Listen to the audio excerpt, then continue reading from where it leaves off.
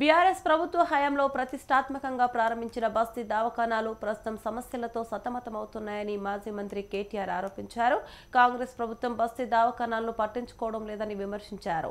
నిరుపేదలకు వైద్య సేవలను అందించే సదుద్దేశంతో తమ ప్రభుత్వం ఈ బస్తీ దవాఖానాలపై కాంగ్రెస్ సర్కార్ నిర్లక్ష్యం ప్రదర్శిస్తుందని మండిపడ్డారు.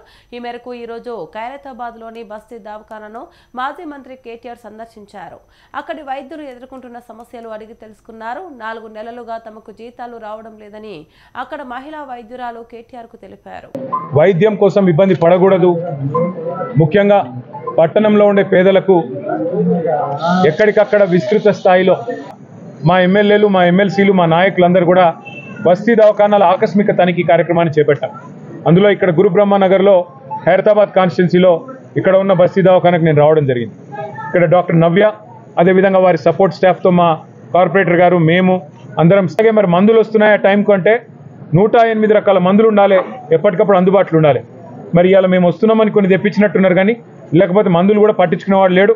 కనీసం ప్రజల ఆరోగ్యం గురించి ప్రభుత్వానికి ఫికర్ కూడా లేదు. అట్లాగే 2000 పడకలతో ఎంజీఎం ఆసుపత్రిని ఆధునీకరించే పని కూడా మరి ప్రారంభించాం. దాన్ని కూడా ఈ ప్రభుత్వం పట్టించుకోవట్లేదు, మధ్యలోనే ఆపేసే ప్రయత్నం చేస్తున్నట్టుగా కనబడతా ఉన్నది. అంటే ప్రజారోగ్యం అంటే, ప్రజల ప్రాణాలంటే కాంగ్రెస్ ప్రభుత్వానికి, రేవంత్ రెడ్డి గారికి పట్టించుకోవాలని, ప్రజల ప్రాణాలు పట్టించుకోవాలని ఇవాళ మేము ఇక్కడికి వస్తున్నామంటే ఈ బస్తీలో కూడా ఇవాళ మొదటిసారిగా బ్లీచింగ్ పౌడర్ చల్లినారు.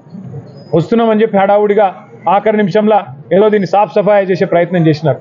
ఇలా హైదరాబాద్ మొత్తంగా ఒక మున్సిపల్ మంత్రి లేక, పర్యవేక్షణ లేక, అసలు పట్టించుకునే నాదుడు లేక